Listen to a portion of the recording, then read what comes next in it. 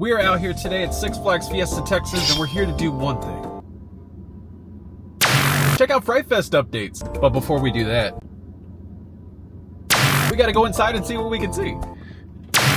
Alright, so I'm kind of going in blind here. I wanted to avoid anybody else's update video until I came here because I just kind of wanted to be surprised. Sometimes you might see something new. Right here, walking into Pizza Eats right away. We already have a UFO planted right here. This is where they've put it in years past, of course. Over to the right, a Pizza Eats. Okay, this is a little bit more what I was expecting here. We got a crash site of the largest UFO they have. Look, we got the alien out.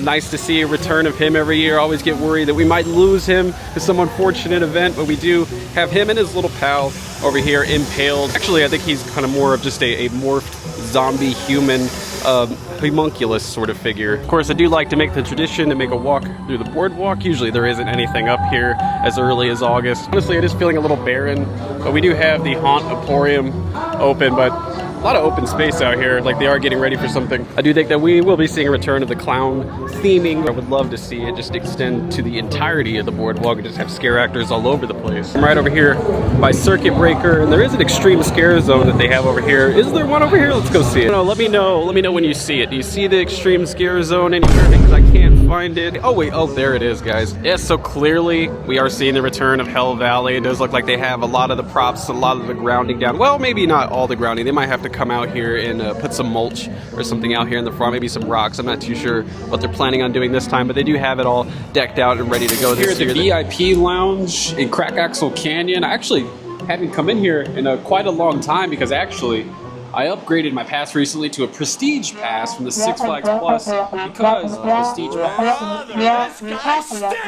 So I did make my way around the Rockville area, and there wasn't much to be seen as far as Fright Fest goes, but you can see we do have some of the lighting up on top of the buildings. Of course, that's something that you're only going to be seeing that comes out during Fright Fest. I think that they might use it for Holiday in the Park, but I know that those lights on top of the building are definitely going to be used for Fright Fest lighting. And then as I was heading over here towards Crack Axle, I did also see the pumpkin sculptures over there in the archway next to Supergirl. Of course, those are some of my favorite displays. That's something that I would love to have in my front yard personally. It says they got no shows today, but I have a pretty strong feeling that's because they are building out a haunted house on the inside. JP Rock, what do you know? What do you know? Tell me. No. Oh, but we do have the new refresh station being worked on. I love that signage that they have up there. That is super awesome. So it does look like the swings are back up and running. I did see a video on TikTok where it was stuck up there. Nothing beats a Jet 2 holiday. Actually, when I pulled up, they were stuck up there for about 10 minutes until they got them down. I don't know how much longer they were up there before I showed up. I found my cozy little corner over here by Kid Flash just to have a little bit of a break so I have something to eat. I forgot to eat before I came into the park. Can't miss with these onion rings. They're so good. The only thing that would be better with these is tartar sauce.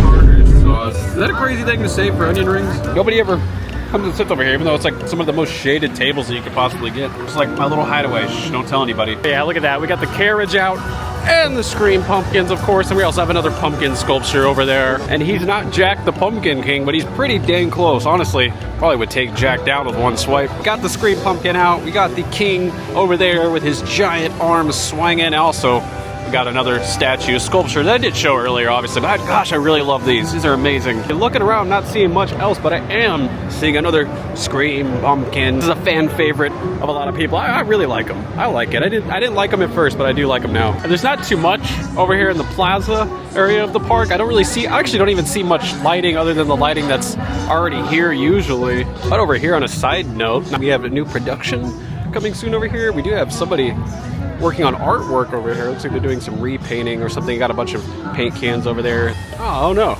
Bugs is closed.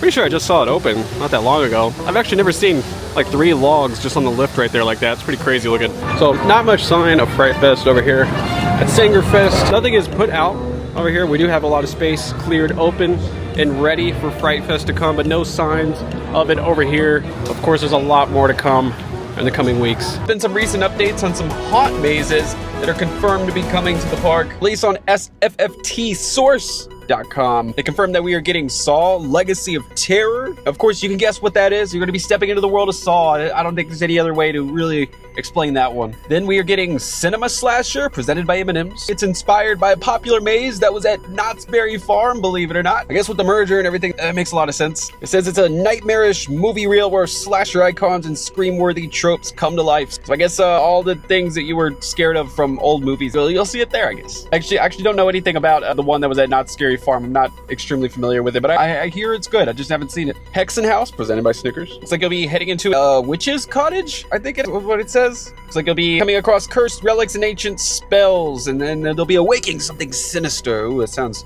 crazy. Ooh, one that I hope that's going to be my favorite, though, is Nosferatu. You'll be stepping into Nosferatu's lair, and then you'll be going around corners, I'm assuming, and waiting for Nosferatu to rear his ugly head in front of you, and then you'll just freak the heck out, I guess. It says the silence is deadly and the shadows are alive. Frightening. Also, a couple mazes we have returning, one being the Conjuring universe. That was one that we did see last year that was over in Crackaxle Canyon. They're based on the Conjuring franchise, if you don't know already, where you'll be stepping into the Warrens Occult Museum, facing Annabelle and demons and nuns and all kinds of scary haunted things from New Line Cinema. And another one that I actually enjoyed last year was Twisted Theater of Torment, presented by Skittles. Looks like you'll be stepping into a twisted twine theater decaying in its own right.